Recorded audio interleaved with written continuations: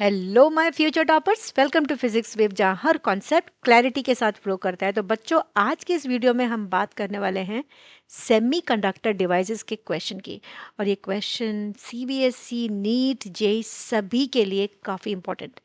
तो पहले पढ़ लेते हैं हमें क्या दे रखा है क्वेश्चन में। The circuit shown in the figure contains two diodes D1 and D2। यहाँ दो डायोड दे रखे हैं, each with a forward resistance of 50 Om.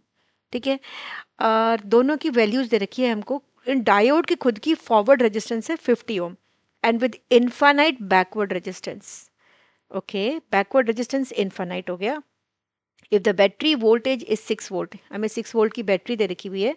The current through the 100 ohm resistance is, ये 100 ओम लगा हुआ है, इस पे करंट कितना फ्लो करेगा वो हमको निकालना है। राइट, तो सबसे पहले जब ऐसे क्वेश्चंस आते हैं ना, तो सबसे पहले हमें ये चेक करना होता है कि कौन सा डायोड हमारा फॉरवर्ड बाइस है और कौन सा डायोड रिवर्स बाइस है। और वो चेक करने के बाद हमें पता चल जाता है कि कौन सा डायोड कंडक्ट करेगा और कौन सा डायोड कंडक्ट नहीं करेगा। तो सपोज जैसे मैंने ये लिया, ये हमें मालूम है ये डायोड का सिंबल है, और ये हमारे को P शो करता है ट्रायंगल पार्ट, और ये लाइन जो है वो N शो करती है। अगर मैं फॉरवर्ड बाइसिंग की बात करती हूँ, because we connect diode in two types of biasing, है ना, one is forward biasing, another is reverse. Forward में क्या होता है, ये P वाला इस पॉजिटिव से कनेक्ट होगा, और जो N होता है हमारा डायोड का वो नेगेटिव से कनेक्ट, इसको हम बोलते हैं फॉरवर्ड बाइस। रिवर्स बाइस क्या होता है, रिवर्स बाइस में ऑपोजिट पोलैरिटीज हो जाती हैं। तो ये हम लेकर चलते हैं, ये हमारा P है, ये हमारा N है, और P नेगेटिव से कनेक्ट होता है और N पॉजिटिव से। ये अगर हमें पता चल गया तो हम इजीली ऐसे क्वेश्चंस को सॉल्व कर देते हैं। ठीक है, तो सबसे पहले अगर हम ये देखते हैं, और डायोड्स कौन से फॉरवर्ड में है, कौन सा रिवर्स में। Let us check for this diode D1। जब मैं D1 को चेक कर रही हूँ, तो D1 का अगर हम देखते हैं, ये यहाँ से पूरा ये पॉजिटिव से कनेक्टेड है, और ये जो नेगेटिव वाला पार्ट है यहाँ आके देखते हैं तो ये हमारा नेगेटिव से कनेक्टेड है। तो हम यहाँ बोलेंगे D1 जो है हमारा वो क्या है, D1 diode is forward biased, ये बोलेंगे हम। और व्हाट अबाउट D2, D2 को देखूंगी तो यहाँ से ये नेगेटिव वाला N वाला किससे कनेक्टेड है, इस पॉजिटिव, ये पॉजिटिव टर्मिनल है, ये नेगेटिव।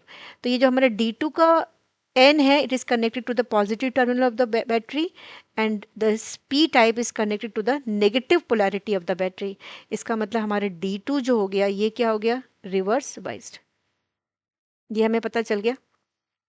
अब जब रिवर्स बाइस और फॉरवर्ड बाइस हमने ये पता लगा लिया है, तो ये ध्यान रखना है, फॉरवर्ड बाइस में रेजिस्टेंस एकदम मिनिमम होता है और करंट मैक्सिमम होता है। It means current can easily flow through the diode D1 in forward bias, but for diode D2, which is connected in reverse bias, resistance is very high, hence no current will flow through it.